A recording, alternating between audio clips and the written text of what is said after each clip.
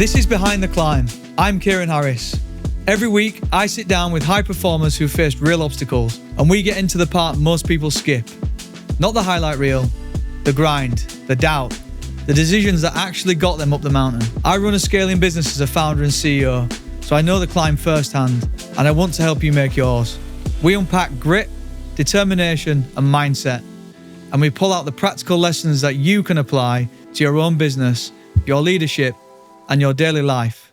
No fluff, just an honest story behind the climb. Today's guest is Jason Green. He is a former founder who built and scaled multiple businesses, but like a lot of entrepreneurs, he reached a point where the business was running him. After experiencing failure and starting again, he knew something needed to change. That's when he discovered EOS, the entrepreneurial operating system. He implemented it in his own business, made the shift from being an operator to a true owner, and eventually sold. That experience was so transformative that he now dedicates his time to helping other founders do exactly the same thing. Today, Jason is a certified EOS implementer based in London, with over 50 implementations under his belt and a reputation for helping leadership teams get clear, get aligned, and get their lives back. Jason, welcome to Behind the Climb. Thank you for coming on. Thank you, Kieran. It's lovely to be here. Yeah, I'm glad to have you. And the premise of the show is to look at behind the climb of entrepreneurship. And we met a few weeks ago at an event. Yep. And we was talking about the trials and tribulations of entrepreneurship. So I'd love you to introduce yourself and we'll get straight into it. Yep. Okay. I'm Jason Green and I'm what's called an EOS implementer nowadays. That's sort of the sort of version of me at the moment because I've been through quite a few versions. And what I do is I help entrepreneurs get what they want from their business. And I do that by helping them implement a set of simple, real-world tools, timeless concepts that have been around for 100 years will be around for 1,000 more. And it's just all about sort of aligning all that human energy that we have within our businesses. Do you know, I spoke to someone just yesterday, or today's morning on LinkedIn, and I got a message from someone who said he'd met me when I was 21, 22. And he was congratulating me on recent success. And he said, no offense, but I noticed you had lots of energy and lots of will, but lack of focus. And I feel like that just brought it straight to front of mind. So I feel like that's what you find with most people. Correct me if I'm wrong. Yes. Yeah. So we have businesses have got a lot of energy, a lot of people working hard, a lot of people putting in long hours, often including the owner and the founder of the business. But all that energy is sort of cancelling itself out. So it's it's really important just to sort of harmonize and orchestrate all those moving parts within a business. Harness all that human energy because you can achieve amazing things when you harness the energy in your business. So going back then, so that's you now. Yeah, that's me when now. Did your entrepreneurial journey start? Yeah, so pretty young. I mean, my father was an entrepreneur. My grandfather was an entrepreneur. So I think I was sort of destined to be an entrepreneur myself. And I think quite early on, I found I was, like a lot of entrepreneurs, found I was unemployable. So just always wanted to do my own thing, not what the business wanted me to do. So I would say, first real entrepreneurial journey was back in about 1994. So a long time ago now. And not that long, don't worry, it's not that long. Okay. It was a business where we were providing financial information on the internet, a little bit like a Reuters or Bloomberg's, and it was on the emerging markets. So business information, financial information from Eastern Europe, Latin America, and China. And that was a wild ride. I mean, we built that to about 250 people over about four years. Wow. And we sold that to Euromoney. And that's rapid growth. Yeah, I mean, it was insane.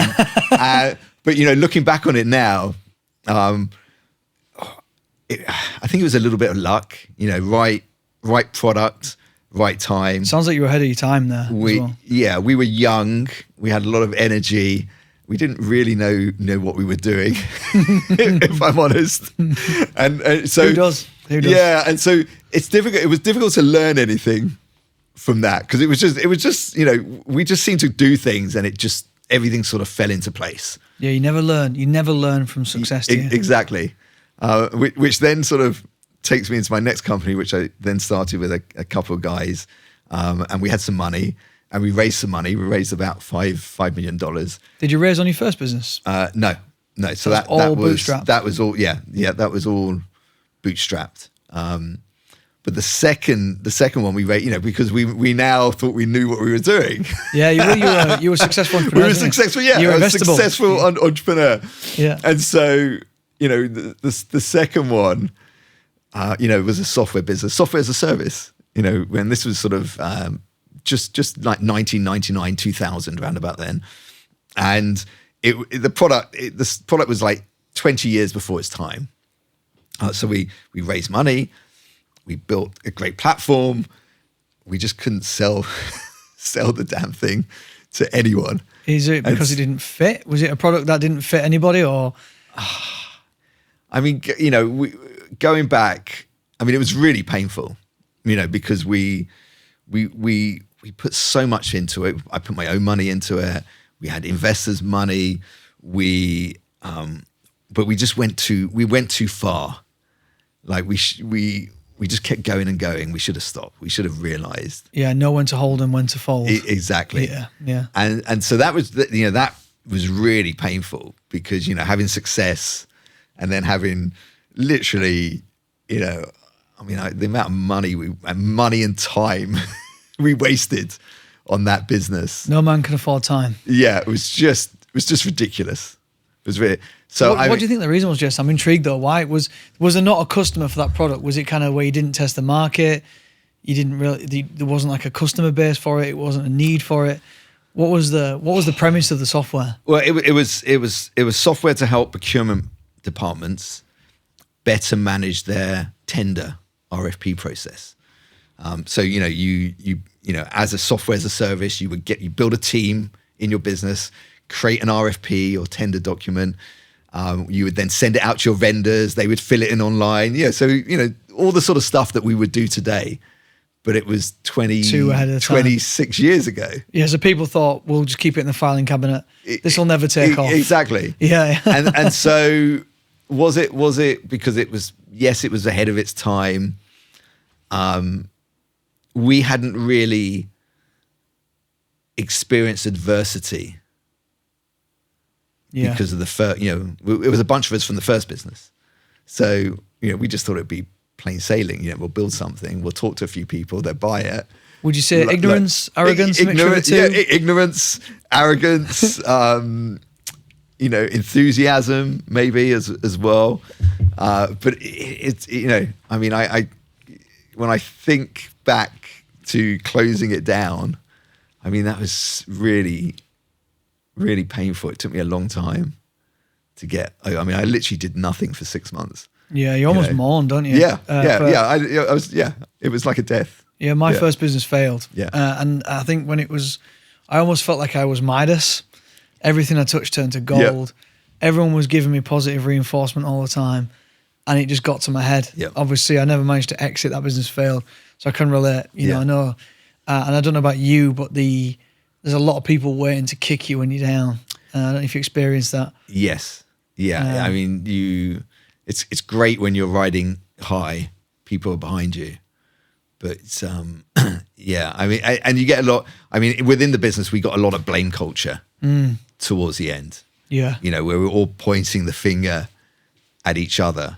And, we were all to blame. We were all to blame for it. And so, I think some of my greatest lessons came from that. From that failure? From that failure. I think, you talk about arrogance, it definitely gives you a dose of reality. Big old slice of humble pie. Yeah, exactly. Trust me, I had my fair share. Yeah. And so, I think there's two. I'm a better human being from two things.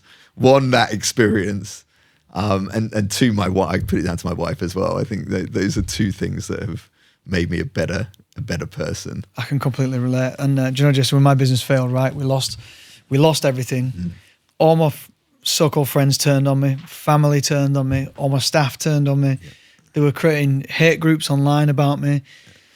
And my wife was sort of saying, why aren't you putting them right? Like, you should put them right. This isn't true. Yep. And I said to her, like, look, most people would still kill to be in my position. I've got a beautiful wife who cares for me, regardless of what's going on. I've got beautiful kids who, to them, I'm everything in this world. And I was like, this will pass.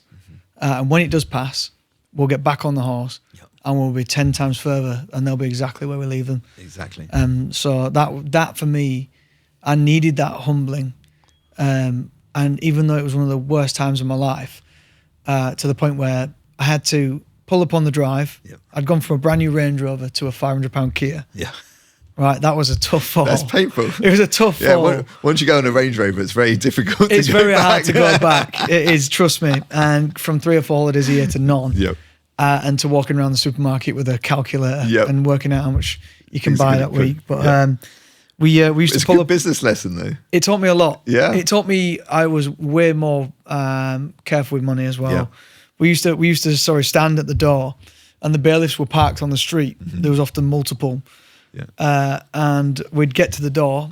I'd stand and face the bailiffs. My wife would unlock the door and jump in with the kids. I'd jump in backwards, shut the door and lock it before they could walk in. So I can relate completely, and I understand the lessons. I think as well, you said you spent 6 months, but how much thinking did you do in that time? Yeah, I mean, it was a real soul-searching moment, you know, going from lots of success to what happened with that business. And all the people you let down, you know, because I mean, I don't think people realize, people that aren't entrepreneurs and don't start businesses, they don't realize the amount of pressure and the risks that you take. You know, I mean, you're taking, when you take on staff, you're literally have their, you know, somewhat that you have their life in your hands. Yeah. And there's a huge responsibility that goes with that. And so when you have to close, I think that is the, you know, it's, you know, when I closed the business down, it wasn't, yes, it was bad for me, but it just felt so much worse for all the other people that were involved in it. And so it's just like, a lot of soul searching, a lot of spending time thinking, what am I going to do next? Yeah, how am I going to come back from this? What can I learn from it? And I think that's just the humble pie. It's just, you know, such a beautiful lesson. You know, just what flavor was yours? I mean, every bloody flavor you could get. I mean, you know, I look back, you know, I'm 50 in my 50s now, and I look back at, you know, that sort of 20, 30-year-old, you know, before the failure, I was a real dick, really. Yeah, do you know, so I was so stressed, and I went straight into sales jobs, and I went into work because I had to survive and had kids, and my wife had just given birth to my 3rd child the week we liquidated, and I had to just jump straight into work 7 days a week in sales. And then lockdown was an absolute blessing for me because I had time to decoil, and I got to know my kids. I realised I wasn't present for them at all, and I got to know who they were and bond with them and realise that they were more important than anything. And my dad said to me, he says, "You're just a bit less of a dick these days." I was like, cheers, Dad.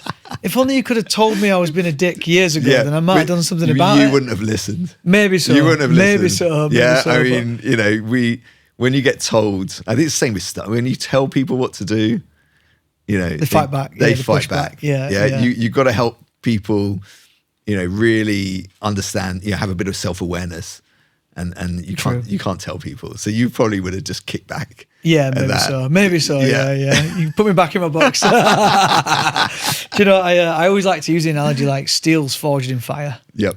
And I don't think I've ever met anyone who's gone through a failure and gone, actually, you know, even though it was shit, I'm not grateful for it.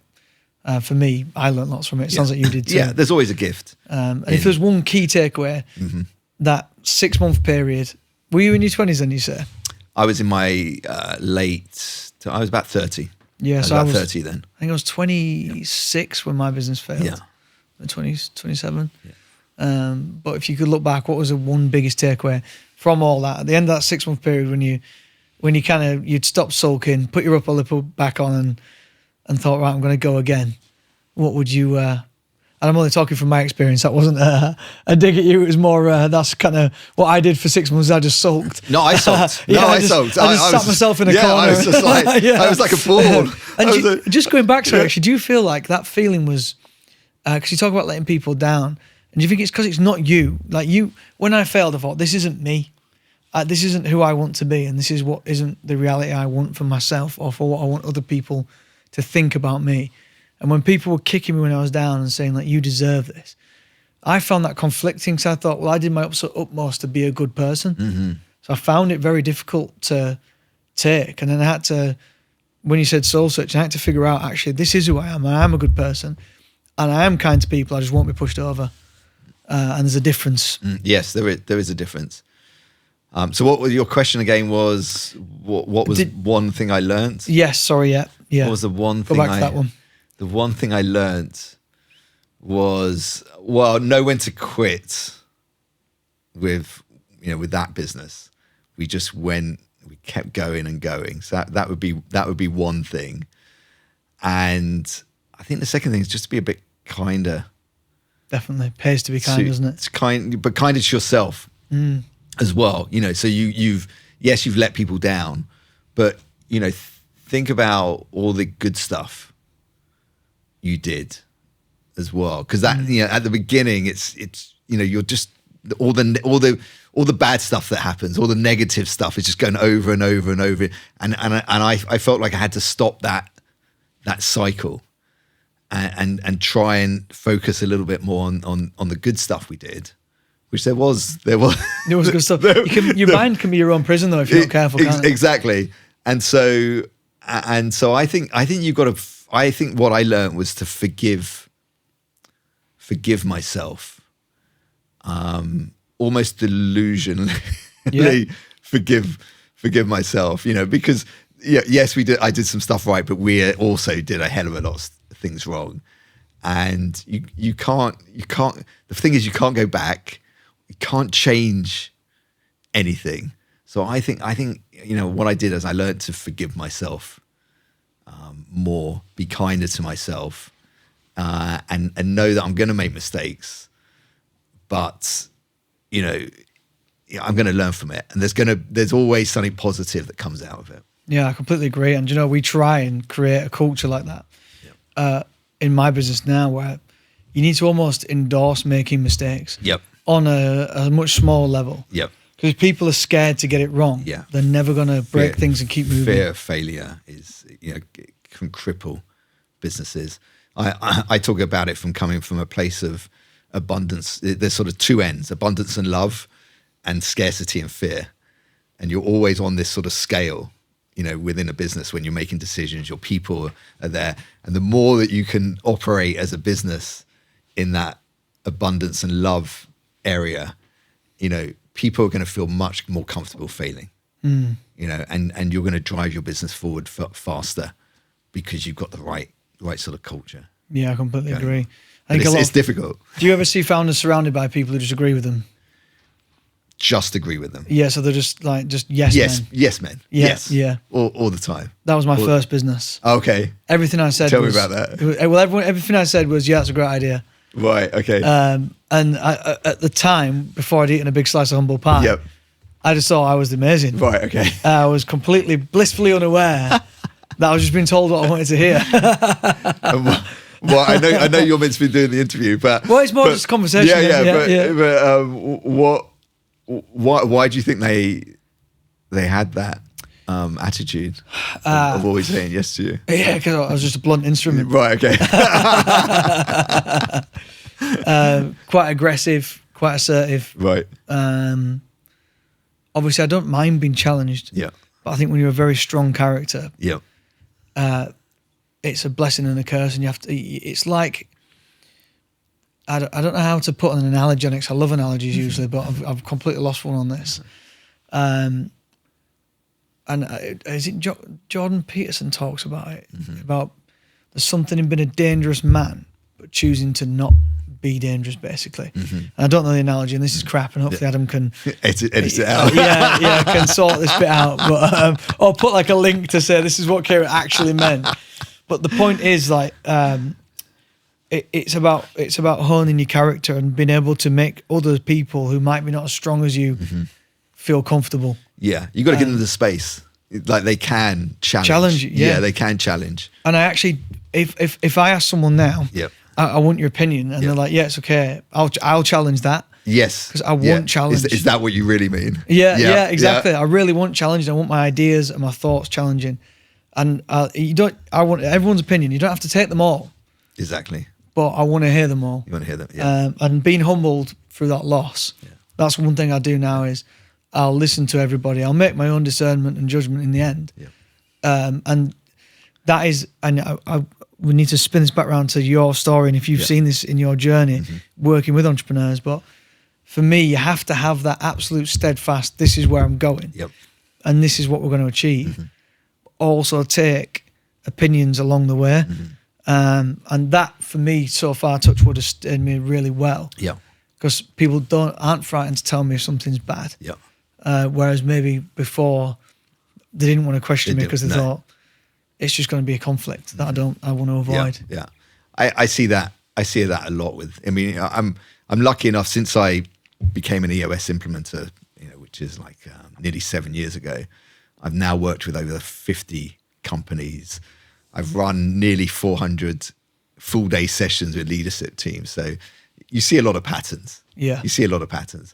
And so, and it's really interesting when I'm working with the founder and the leadership team, those that succeed and those that fail.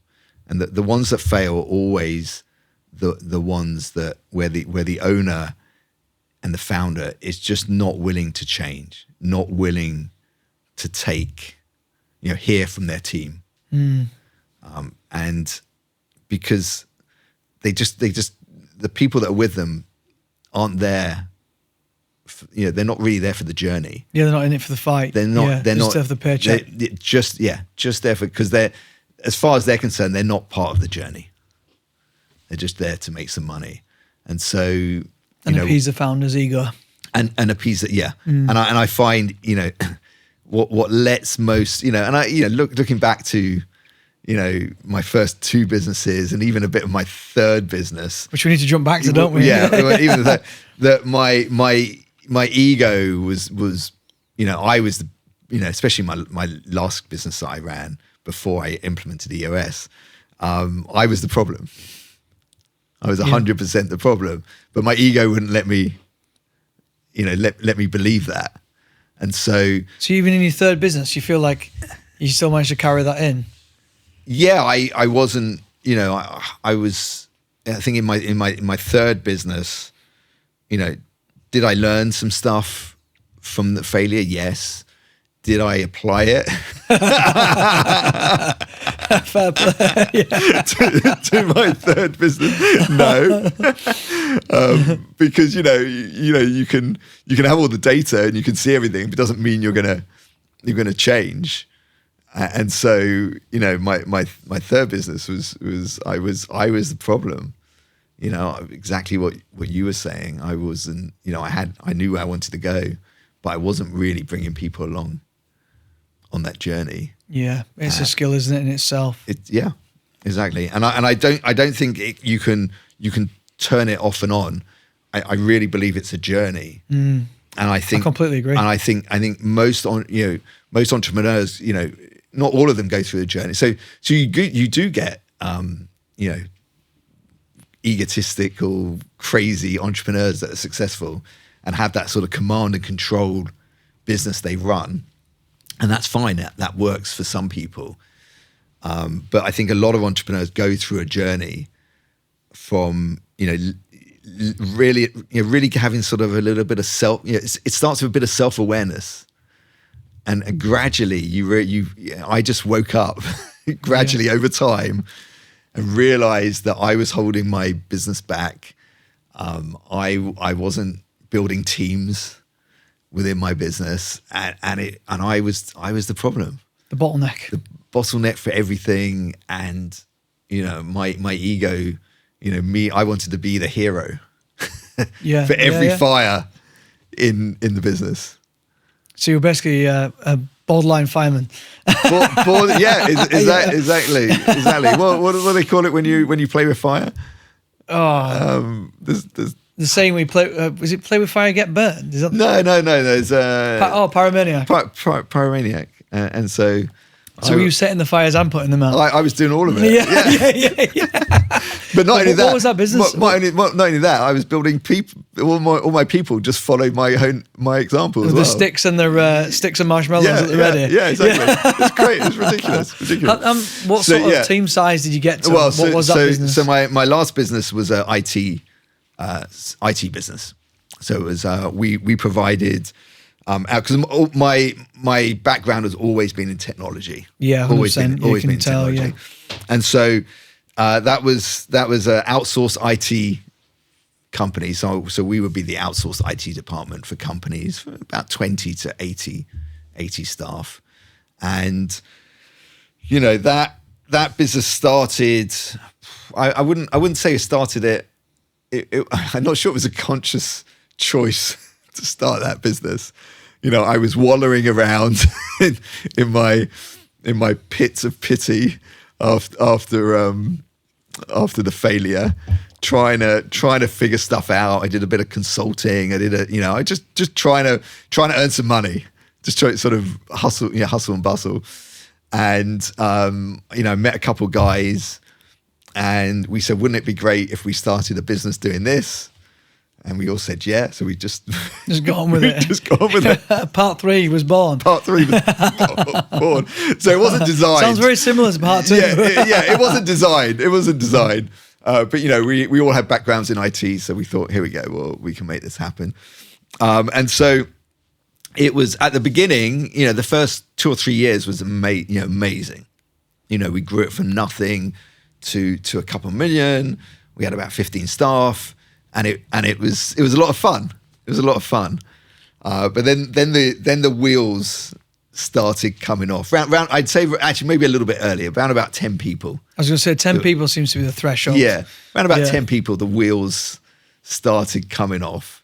And so I started having issues with my other 2 business owners, especially one of them wasn't pulling their weight and ended up figuring out that he was a narcissist. So that was, we'll talk about that a little bit later. Randomly, I was Googling narcissism the other day. Really? Yeah, the 10 traits of a narcissist. Yeah, my daughter was asking me what a narcissist is. Right. Like she'd seen a video of something talking about it. So me and her were actually looking into it. Yeah. And actually, weirdly, because we go off on these weird tangents, me and her, when we look down rabbit holes, we were looking at how to best push back against a narcissist. Yes. So I'm sure you went through that challenge of trying to not be eaten alive by that. Oh my God, it is the weirdest weirdest environment. I mean, I had a narcissistic business partner. I can't imagine what it's be like to be in a relationship with a narcissist. I mean, that's 24/7. I mean, they're so disarming and charming on one side, and then on the other side, I mean, talk about ego. I mean, it's like ego beyond the scale. I think, if someone was listening to this as well, Jason, if someone's listening to this now and thinking, I think my business partner or whoever might be narcissist, what would you say was the point where you kind of opened your eyes, like, this is it, this person is this? Like same thing. I don't think it was one thing. Is it because of how they made you feel? It's almost as though they have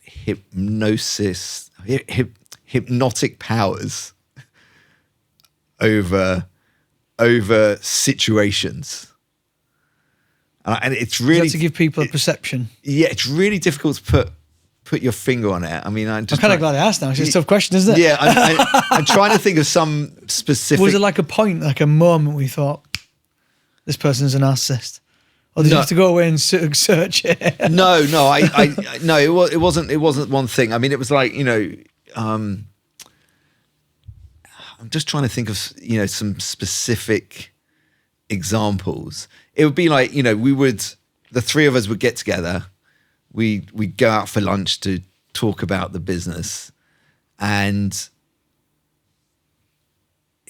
whenever there was something that needed doing, it would always spin round, so he never actually had to do anything. Yeah. It's like Teflon. All gas and no go. People talk about a lot of my teams. They'll have someone in the business. They say they're like Teflon. Nothing sticks to them. Yeah. And I think that's what nothing stuck. He managed to extort money from the business, but never do anything, never deliver anything. And he was great fun to be around, like go out and have a drink with, but working within business, it was just so painful. And so that's a whole, having to deal with that and run a business was really, really tough because it really takes your energy. I was just going to say, have you noticed they zap your energy? I employed people in my first business. Yeah. And they're a drain on energy. Yeah. And they almost feed on everyone else's energy, don't they? Yeah. And now I just wouldn't put up with something like that. And I, when I'm working with my teams, that's just someone who doesn't fit your culture in your business. I'm glad you brought it up as well, so people hearing this can, if they might be sat there thinking, oh my God, that sounds like someone I work with. Yeah. Have you got, personally, I've got a couple, I'd be keen to hear from you. Have you got some, if you were speaking to someone now and said, I've got someone just like that in my business, what are the 3 things you'd give them to get them out? Because you don't want to keep them there. They need to go. You just got to get rid of them. What 3 things can you do? Well, I mean, start trying to pin them, I'd say, with key deliverables. Because people like that will dance around. Mm-hmm. So I'd say give them deliverables and hold them to them. Mm-hmm. You need to point out their lack of inaction for another and document everything they do and say. Yeah. That'd be my 3. Yes. Yeah. Because then you start to catch them out, and the more bullets you fire at the feet, the more tired they get dancing. And more often than not, you can get them so close to the exit, they take themselves out. That they leave themselves. Yeah, because it's on their terms. And obviously they weren't good, we weren't good enough for them, so they leave. Mm-hmm.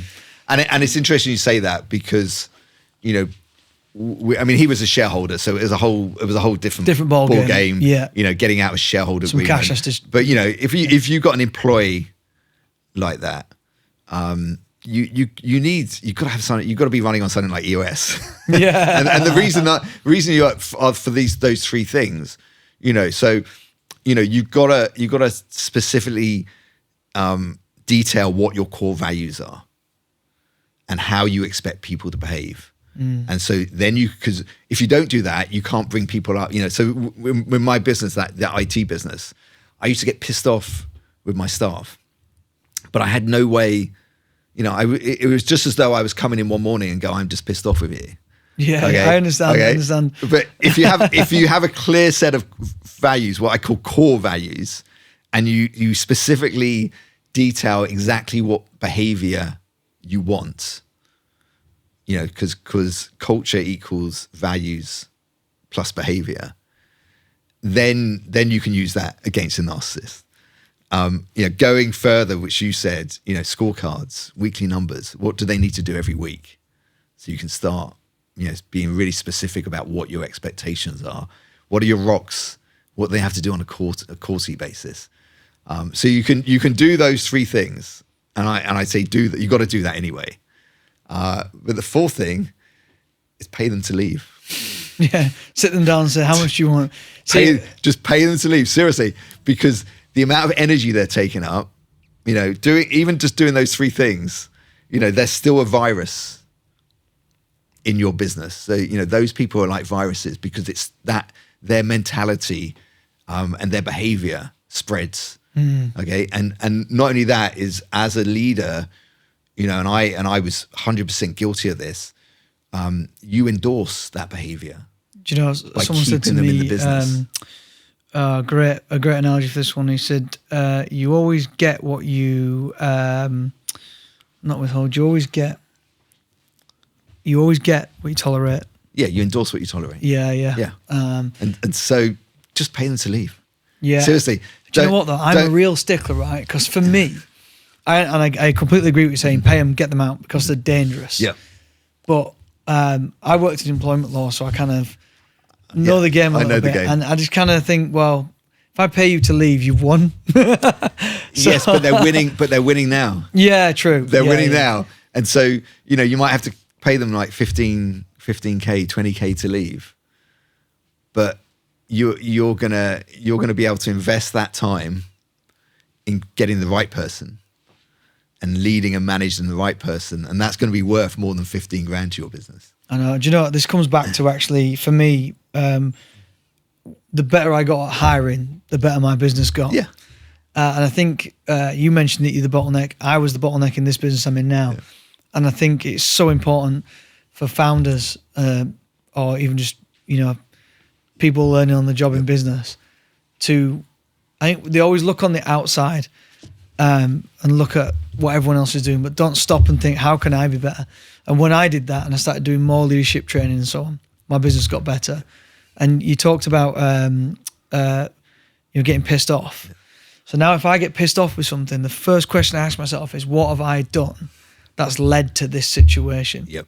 So I was just talking about this morning with my team, and there's certain things a certain person was doing is frustrating me. But then I sat there and thought, well, actually, have I given clear instruction? Exactly. Have I set a clear path at what I expect? The answer is no. No. Therefore, that's why I'm being pissed off. Yeah. Because that person is blissfully unaware of what exactly I want from them. Yeah, I love that. Because, when I just said, I got pissed off at my people, it was all my fault. Yeah. I hadn't set a clear vision for the business. I hadn't given them clear expectations.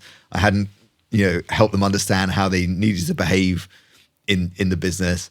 And I they didn't know what they should be doing on a weekly, daily basis because it was all in my head. Yeah. Do you know, I was so guilty of this. Right? Which is why I laugh about it now. Yeah. But it's ridiculous. No? It's completely ridiculous. Now it seems ridiculous, yes. But when you're living in that moment and you're walking around thinking, why isn't everyone doing exactly what I want them to do? Unless you've got that, you've had a slice of humble pie and you're a bit introspective, you're never going to find that. You're never going to find the answer, are you? No. And you've obviously had both, and same for me. Yeah. Well, I've been through that. I've been through the journey and come out the other side, but it's a choice to go on the journey though. I think as well, if I hope some people might be listening to this and think, shit, that's me. Before I fail and have to eat a big slice of humble pie, I'm just going to humble myself. Yeah. And I'm going to realize that the people around me are more important than I am. Yep. I always think like good leaders eat last. Yes. You hear these things and you're like, yeah. And like you just said, you need to write down your values. How many people have sat and gone with you, this is a lot of bollocks, why do I need to do this? Of course. And I was guilty of that. All of them at the beginning. Yeah, because you just think, well, what's point in writing them down on a piece of paper? Yeah, I know what they are. Yeah, and I think it's, and if they're on a wall, it's irrelevant. And you have to, I don't know how to get this tangibly out there, but I did leadership training for 2 years and it just wasn't dropping. Yeah. But I knew it was important. So I kept going. And I realized that leadership is all about how you show up every day. Mm-hmm. And how you expect people to behave, and if behaviour isn't how you want it, not leading with an iron fist, but sitting people down and saying, "Look, this is what I need from you." Exactly. So I can see why you would be busy in what you do. Yeah. Well, I mean, and I think it's really interesting that I also did a lot of business training. I had a coach and that sort of stuff, but it was really only when I involved my team, my leadership team, in the vision for the business, where we're going, working together to come up with the core values, working, meeting every week, getting together every quarter out of the office. And so it was only, I think leadership training is great for each person individually, like coaching. I think everybody should have a coach, especially on a leadership team. I think, it's like great sports athletes and sports teams, they have loads of different coaches. They'll have a nutritional coach and a strength coach and this coach. So I think I think leadership team, founders, leadership team members should all have coaches. You've all got to try and become a better version of yourself. But you then need to work together as a team to get the business where you want to get it collectively. Now, the founder always has, the final say, this is where we're going. Yeah. But bring them along on that journey because it's so much more powerful. I take great pleasure in seeing people enjoying it. And I think as founders, we're the ones who put everything on the line. Yep. And it's nice to be able to, because I was in a very well paid corporate job, as we discussed earlier, Yep. and I could have been happy there Yep. had the culture been right. Yep. So it's nice to be able to give people that almost privilege of saying, look, you can pretty much run this business with me, Yep. but all the risks on me. Yeah. So you enjoy the good bits, Yeah. come along for the journey. I can't do this without you. Yeah. And give them that freedom to run with it. Exactly. So they get the excitement and the Yep. pleasure of doing it with you. Yeah. But you just take the biggest risk reward. Exactly. Just going back, Jason, as well. Yeah. So what was the point? Obviously, we've got the narcissistic business Yeah, owner, yeah. a business partner. Yeah. What was the point when you kind of struck the chord and knew you needed to change, or got this partner out and Yep. started getting to the Yeah. point where you got a leadership team? So it was a number of serendipity moments. I'd love to say it was like, There was no one light bulb moment. there was no one light bulb moment. It was a series of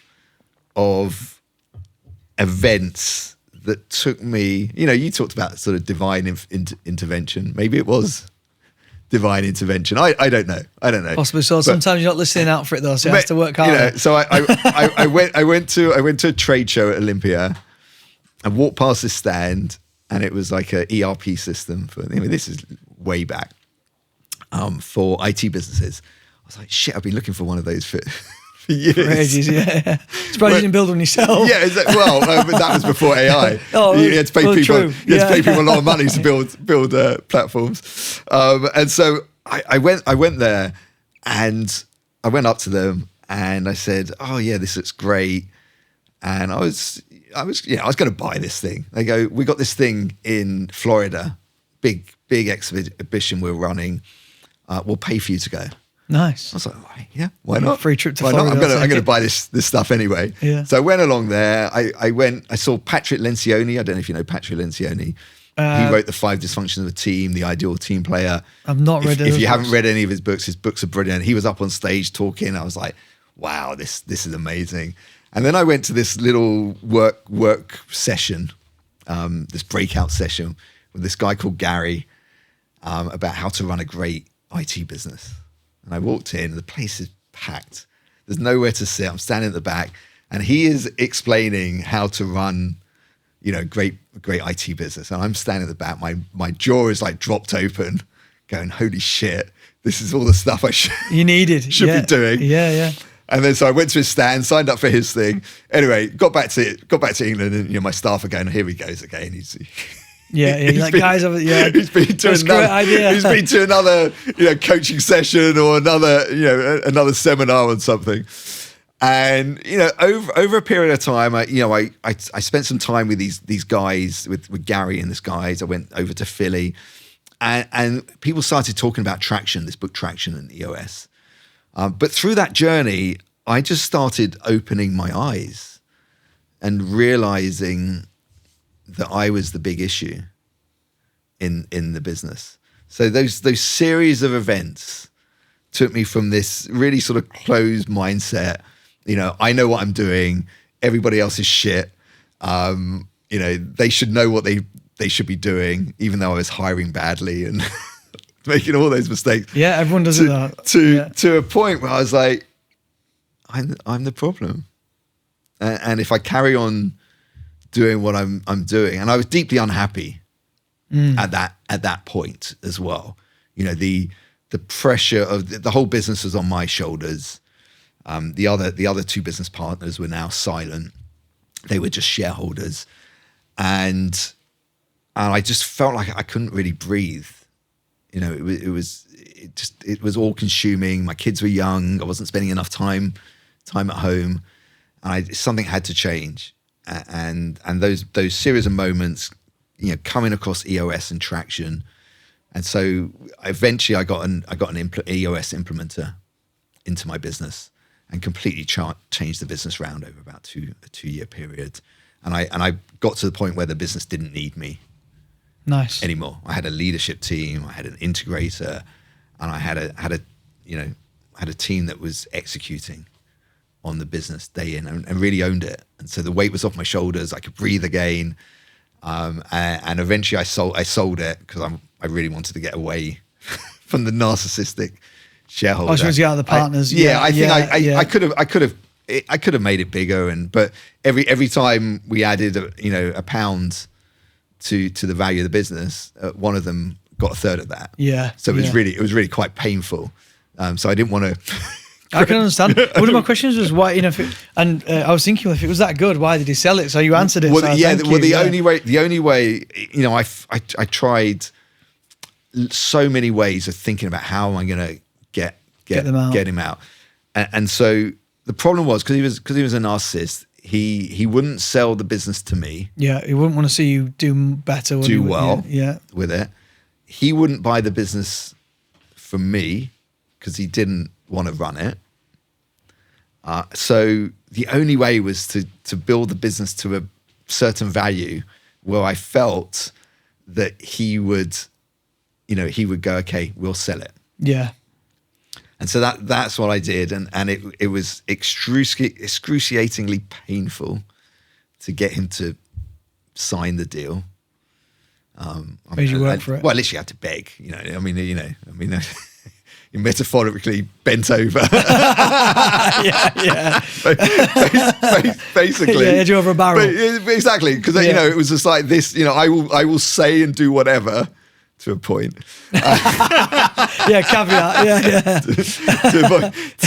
to get this deal through, because it was wasting so much of my energy, and it was painful to do. To just give away a third of the business for someone that literally had done nothing for many years. They would say differently. Yeah, of course. Yeah, they were the star. There's always two sides, I guess. Yeah. But I hope he listens to this. Well, who knows? Who knows? He knows who he is. We sold the business, and he made me put a 5-year non-compete in the. So you couldn't do IT again? That's it. I mean, how enforceable in non-competes, but I didn't do. But at that stage, I already knew my path was EOS. That was a final narcissistic dagger in the back, wasn't it? Exactly. Yeah. So I already knew I knew what my path was going to be. I knew my path was, I want to help entrepreneurs. I want to help them from a place of ignorance and suffering, because that's.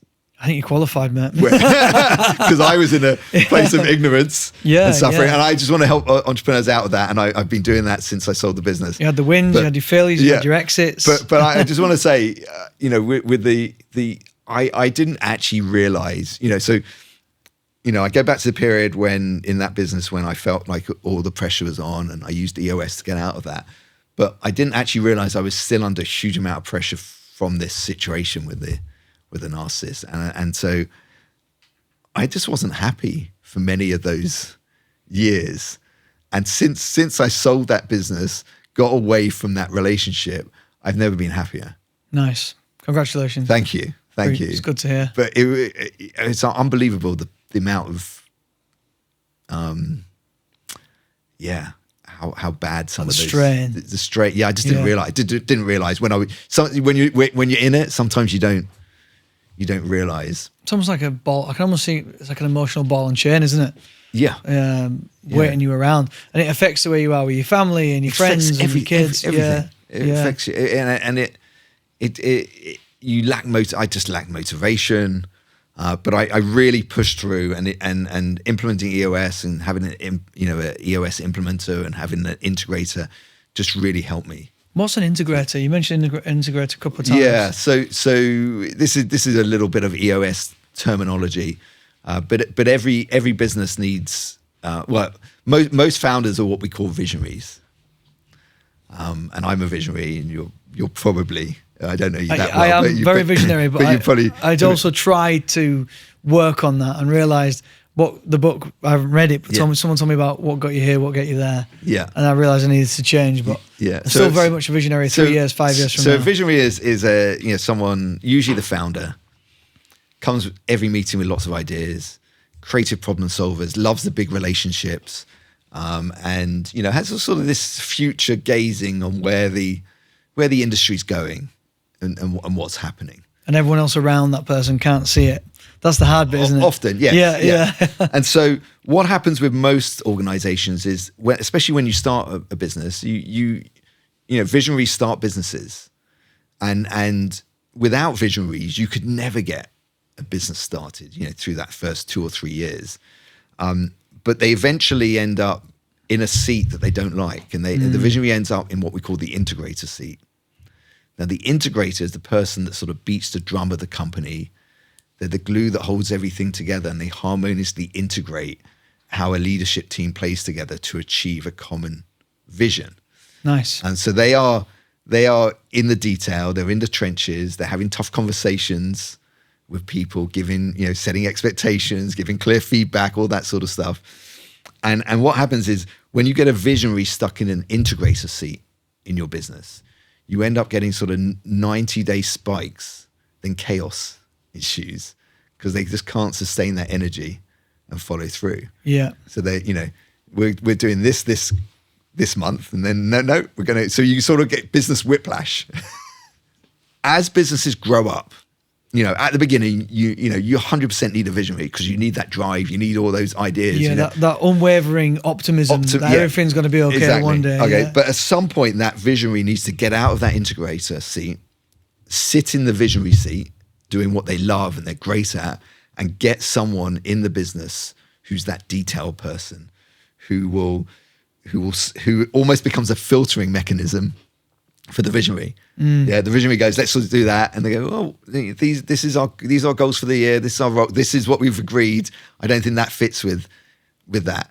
And so for every 20 ideas, 18 of them get blown away. We're not doing that.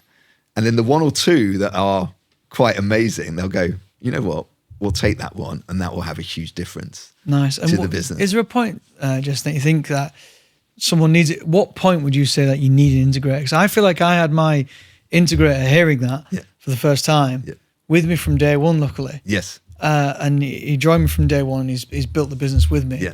And I was the crazy dreamer talking about overseas expansion when we were a year in. Yeah. And he was like, let's just get through today. Let's just get, the UK or where. Well, he was like, let's get through today. Let's survive today, shall we? And that worked, because I was on the vision. Yeah. And where we were going. You're very lucky. Or you designed it that way. One or the other. I definitely got a bit of luck and a little bit of experience. Yeah. And we just found each other. Which happened to be friends first. Which is amazing, because lucky, because every great business has a visionary and integrator. Disney, the 2 brothers, were visionary and integrator. Ford, visionary and integrator. So I don't know if Henry Ford. I don't know who the other one was. I don't know. I can't remember who the other one was. But I know they were brothers, and that's why nobody knows the brother. The integrator. Because he was in the warehouse. The integrator, no one knows. Yeah. That's true, but I guess in a football team, it's like that. It's like that midfielder that breaks everything up and doesn't get the glory, but is sort of pulling all the strings. It's pivotal in the middle, but is invisible somewhat. And the striker is like the visionary, because they get all the accolades. Nice. So it's I mean, so when should you get one? If you can from the beginning, if you can team up with someone. That's amazing. But if not, I think you've got to, when the business, I think when the visionary runs out of energy, because that's what happens when you're a visionary stuck in an integrator seat. You day in, day out, and I was this. You're doing things you don't really love doing, and it kills you, doesn't it? And it kills you. And so you're going to run out of energy. And so you can, I think most visionaries, some visionaries can do it longer. whether maybe they're more motivated or whatever. I think it comes down to necessity. For me, I had absolutely no choice. I have 4 kids at home and a wife that depended on me, and I was going to do whatever it took, even if and I've got ADHD, so it's double time worse. Because if I don't want to do something, every part of my genetic makeup is saying do anything, screaming, do anything else. Anything. Take the rubbish out. Yeah, exactly. And I had to really discipline myself and be like, no, I have to do this. 1, because I need to understand it, and 2, because if I don't do it, I know my business will fail. Like finance, cash flows, marketing, all the things that I had to learn, force myself to learn, and in trying to become a better leader and trying to scale my business. I came across Richard Harpen, and he talked about a not to do list. Yes. And I started documenting everything I did in a day, and then putting it. I mean, thank the Lord for ChatGPT now. How people got on without it, I don't know. It's almost like I can't remember life without it. And I'd put it in at the end of the day. Here's everything I did today. And it's like, oh, you're a finance manager. You're this. You're that. And I think which one really gets my goat. And I hired that one. And then all of a sudden, as you say, my life got better. I enjoyed work more. My business grew faster. I had more energy. So I did it again and again and again and again. And now I've got people saying to me, you're flying. Your business is growing like crazy. You've got a great team around you. And it's 2 parts, isn't it? It's the understand as a leader, we need to get people in, and it's making sure you're on a bus that they want to be on. Exactly. And they feel like they've got as much of a driver's seat as you have. Exactly. And it is a tough challenge, isn't it? And it took me 2 years to really hone that. And I think everyone in your business needs to be in a seat or doing a job that they love and great at. I think if you can just focus, you and your team's energy on getting people, we call it the right people in the right seats, because life is short, and everybody deserves to be doing something that they enjoy doing. And the moment you're in a wrong seat, I'm as a visionary, I haven't been diagnosed with ADHD, but I'm dyslexic. I'm sure I've got a bit of Could be there. Yeah. I'm sure if I did all the tests that, I'm too old. I mean, what difference would it make now? For me, it was understanding. I got diagnosed because Goldman Sachs suggested when I went on their 10K speed program, they'd put some implementation around me. Right. And I was like, I pulled someone to one side and was like, can I explain what's going on here? And they were, oh, well, obviously, we thought you had ADHD, so we'd put these things in place. And I was a little bit offended, but actually the things they did for me made my life way easier. So I was like, oh, there's something in this. And I had a mentor, and he was like, well, look, why don't you get diagnosed? And I did. And if anyone's listening to this and they're thinking I might have ADHD, and you said you're too old, and I would completely disagree, that sometimes it's better to understand yourself. And for me, being able to think, right, I'm not weird, which is what I always used to think, I'm just a bit weird. What are my superpowers? These. Like, for instance, I can outwork anybody. I think like I can see around corners. Yeah, you think differently. Yeah, I'm creative. ADHD is naturally can empathize with people, and I can almost. I heard a lady saying like, wear your emotions. So if we're talking, I can see your perspective by feeling your emotions. So there are loads of different things, and we spot patterns. I think I just know now. I know all this stuff now. I mean, if 20 years ago, it probably would have helped me a lot, but I've created my life around my uniqueness. Yeah, and you can hone in on it. And I can hone in on it. And so name the things you don't like. Yes. Name the things you don't like about yourself or your character or anything. Call them out. Because I did that, and I got much better at it. So sorry, I'm quite passionate about it. No. I think being authentic, being yourself, whatever crazy version of that is, it just doesn't matter. And you'll be a lot happier. Just create an environment where other people can be themselves. Just be yourself. And so, I feel very blessed that, it took me 50 years, it took me nearly 50 years to find out what I love and I'm great at, and it's helping other entrepreneurs. And so, for anyone, just find what you love and you're great at. Life's so much better. I left a job that was paying crazy money. And my family were like, you are insane. And I said to them, I would rather scrub toilets with a toothbrush in McDonald's Then do that. than stay in this job. That's how unhappy I was. And are you enjoying yourself now? I am enjoying it. It's been enjoyable but very painful in the growth, right? But I've enjoyed it along the way. Yeah. I've been working with one of my best friends throughout, and we were determined to make. He came to work for me right at the beginning, and I said to him, "Let's prove everyone wrong that you can't. That everyone says you can't work with friends." Which has been quite nice. Amazing. And now it's been a dogfight day in, day out, right, for years. I won't go into it all because it's about you today, Jason, but the battles we've fought together, and having him there actually made it way more bearable because we could just have a laugh. Yep. And for instance, we'd put some track motorbikes in the back of the van and we'd go off and fit some stair lifts and then stay the night and do a track day on the bikes. And on the way home, we'd go and fix some lifts. And you know, in the early days, we had a good crack. Got to hustle. But then when we decided, and I sort of said, look, we need to get serious now. We're going to scale, and we're going to scale hard. It did strip the fun out of it. And there were many times where we'd walk out of the business, and I mean, nearly every day for about 2 years, actually.